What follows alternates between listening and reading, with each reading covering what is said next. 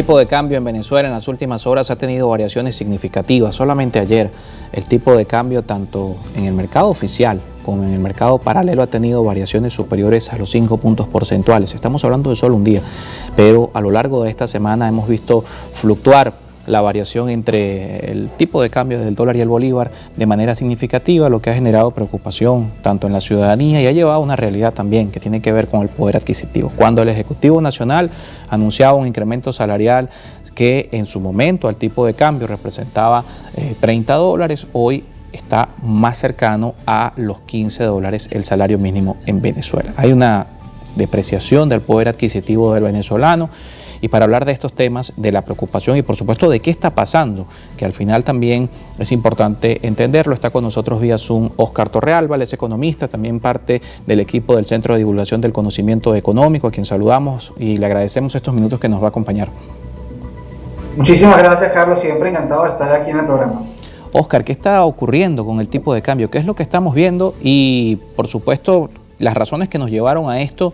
Además, la expectativa que hay de que se pueda controlar, entendiendo que en las últimas horas la información que ha trascendido es que el Banco Central de Venezuela está analizando, o si no se sabe si ya es un hecho, porque son informaciones que algunos medios han manejado de manera extraoficial, poder inyectar al mercado cambiario una cantidad de dólares, 200 millones de dólares para tratar de estabilizar el mercado. Pero empecemos por lo que nos llevó a esta situación. Bueno, cuando uno habla de este problema del tipo de cambio, uno puede abordarlo desde dos puntos de vista. El primero es por qué el dólar subió, pero yo quisiera comenzar el por qué el dólar estuvo estable o medianamente estable durante noviembre, o desde noviembre del año pasado hasta más o menos mediados de este mes. Es decir, ¿por qué el dólar en un país inflacionario se ha mantenido medianamente estable? Y esto va por una política que el Banco Central ha definido como una política de intervención cambiaria. ¿Qué es esta política de intervención cambiaria? Recordemos que en la banca comercial operan mesas de dinero, ¿no? Y esas mesas de dinero son un mercado cambiario, donde hay oferentes y demandantes de dólares. El Banco Central puede entrar a esas mesas de dinero como oferente de dólares, y es lo que ha hecho.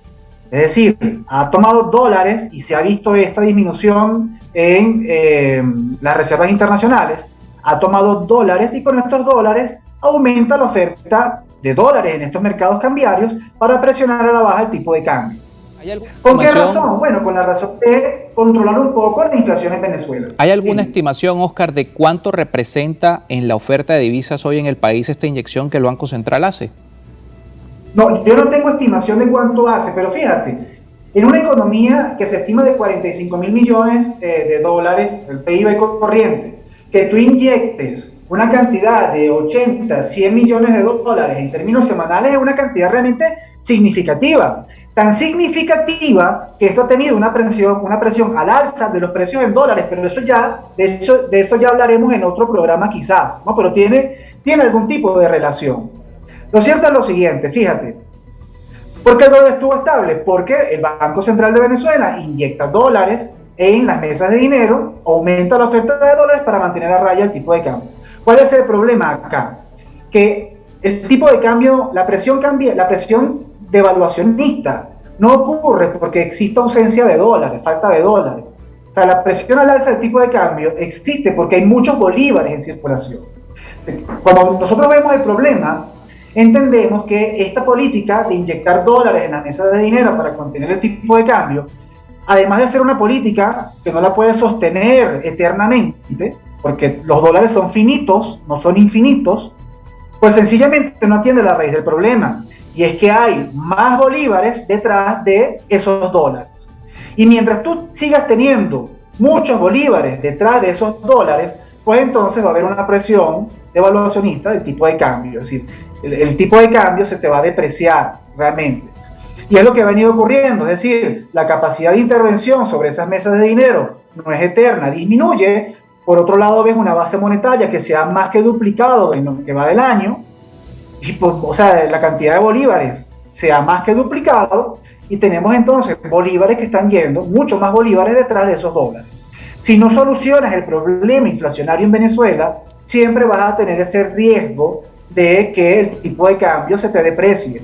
Esto escapa realmente de un problema de páginas web, escapa de un problema de algún tipo de control, escapa de algún tipo de problema de guerra económica, escapa de todo. Esto es sencillamente un problema inflacionario que se resuelve con una política monetaria que pueda reducir la liquidez en bolívares para que el tipo de cambio se pueda ir estabilizando en el tiempo. Si tú inyectas dólares, vas a tener el efecto deseado, es decir, aumenta la oferta de dólares, tú lo aumentas a través de las mesas de dinero, aumentas la oferta de dólares y va a lograrse estabilizar. Lo van a controlar, pero no es una política sostenible, que esto es lo más importante de la política económica. El pago de la ONAPRE, los bonos vacacionales, todo esto entonces podríamos también traducir a que ha sido un valor significativo dentro del contexto actual que ha tenido el alza o la presión en el tipo de cambio. Estamos hablando de bonos que pueden ir desde los 150 a los $300 y que se le pagó a una masa importante de trabajadores. Entra en ese mismo contexto, para por supuesto que la audiencia lo entienda, en ese mismo contexto de más bolívares persiguiendo los mismos dólares. Sí, no, ¿qué ocurre? Que tú no puedes decir, que una deuda que tenía el gobierno puede ser el detonante de un problema que viene desde mucho antes. Es decir, este problema es institucional, este problema es sistémico. Cuando tú tienes un problema de envergadura, cuando tú tienes una situación, un contexto donde la política económica se te desmorona ante cualquier pequeño fallo, pues el pago justo a los trabajadores, pues te va a generar en efecto este tipo de respuesta. Es decir, no es que tú vas a dejar de pagarle a los empleados públicos para contener la inflación, eso es completamente descabellado, eso no tiene ni pies ni cabeza. O sea, sencillamente tú detener la política en general, inflacionaria, que parte en principio por identificar, por identificar los límites del Estado, por identificar los límites del gasto público, por comenzar a priorizar. O sea, Venezuela necesita comenzar a priorizar qué institución hace falta, qué institución no hace falta, en qué hay que gastar el dinero, en qué no hay que gastar el dinero, antes de pensar de aumentar la presión tributaria, que ha aumentado considerablemente en Venezuela. Antes de pensar en aumentar los ingresos fiscales, hay que comenzar en, mira, hay que dejar de gastar y hay que dejar de financiar el gasto público a través de emisión de dinero, es decir, emitir más dinero, porque tienen el poder de hacerlo, para seguir cubriendo su déficit fiscal. Hay que reducir ese déficit, hay que priorizar los gastos.